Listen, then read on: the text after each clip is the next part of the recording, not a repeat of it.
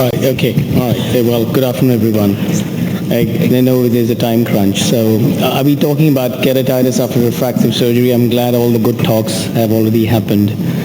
I don't have any relevant financial disclosures. So, in general overview, keratitis can happen basically after any refractive surgery. Surface ablation, LASIK, cross-linking, intracorneal ring.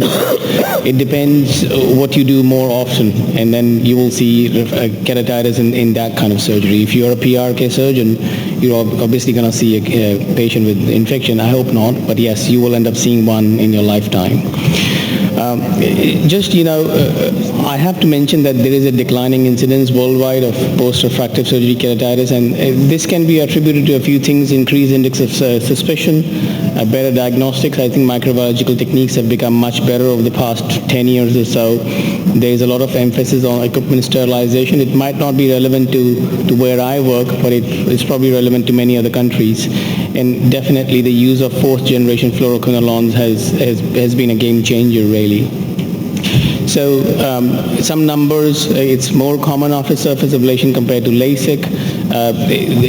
Contributing factors can be a large apical defect, use of bandage contact lens. You can't avoid that after PRK or LASIK. The use of topical steroids is a common risk factor for both surface ablation and flap-based surgeries.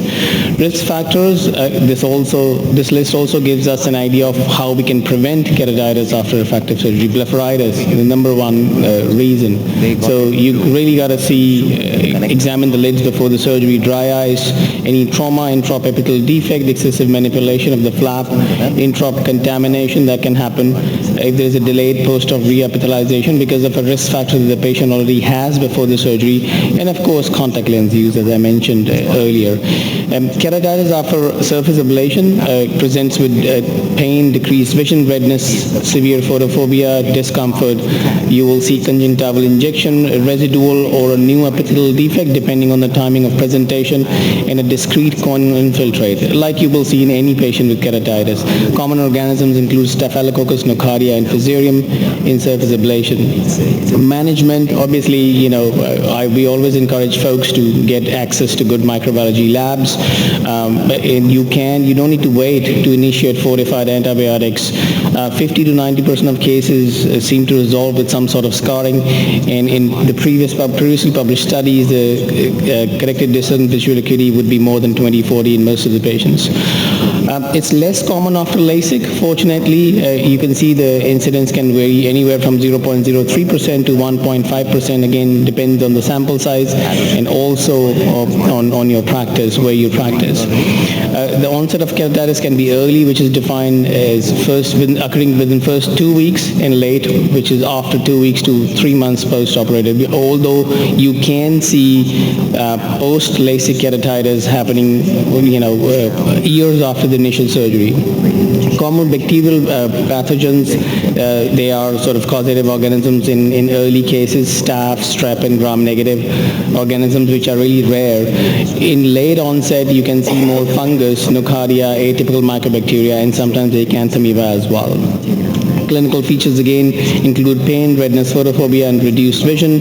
Atypical pathogens which are seen in late onset keratitis, they can have sort of a more indolent course with foreign body sensation. You might not see a proper infiltrate. You might not see a real epithelial defect in some of these patients. It is important to differentiate between DLK and microbial keratitis, which is really not very difficult. DLK usually happens within the first week.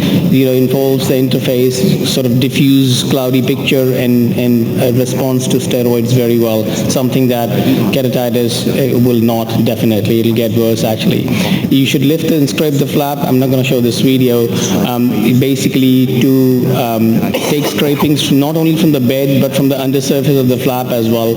One of the additional advantages of lifting the flap is also debulking the actual infection. I mean, you're getting sample from microbiology and you are decreasing the load a little bit. And while you're in there, do not miss a chance to irrigate the bed with either antibiotics or antifungals. You can do both if you like. Specific antibiotics, of course, for atypical mycobacteria, you can use amikacin, or you can also give systemic erythromycin. For nocardia, again, amikacin and cotrimoxazole, which is easily available in India. For fungus, we have started using more voriconazole, but again, it depends on the organism. You can use netamycin and systemic voriconazole or ketoconazole. For acanthamoeba, we use the usual PHMB and chlorhexidine combination if possible. This is a patient post-LASIK keratitis presenting with live perception vision and gram-negative organism Pseudomonas, treated successfully with tobramycin and cefazolin and systemic ciprofloxacin as well. You're basically throwing everything that you can to save this patient's eye. And you see this patient actually healed very nicely with BCV of 2060 with contact lens fitting. And this can be devastating as well. This is a severe infection after epilepsy where the patient needed a large limbus to limbus, actually beyond that, corneal transplantation, but really did not too bad after all this ordeal. We published this case, microbial keratitis, after an intracorneal ring segment was infected. So basically the treatment is you basically have to take the patient to the OR, take the ring out, and irrigate that channel with antibiotics and antifungals if you need to. This is a patient we saw recently, acrimonium keratitis after LASIK. The patient presented a few weeks after initial LASIK, which was done elsewhere with a discrete infiltrate, but got worse. And we really had to take the patient to the OR and amputate the flap and irrigate the bed with antibiotics while the patient was started on fortified antibiotics, which were later changed to antifungals. This is how the patient looks a month after a flap amputation and continuous antifungal treatment. This is how the patient looks 3 to 4 months later. You can see there is a residual scar, but we were able to save the eye. So to conclude, you really need to have a high degree of suspicion in these patients. Prompt initiation of treatment is very important while you're waiting for the microbiology results to come back.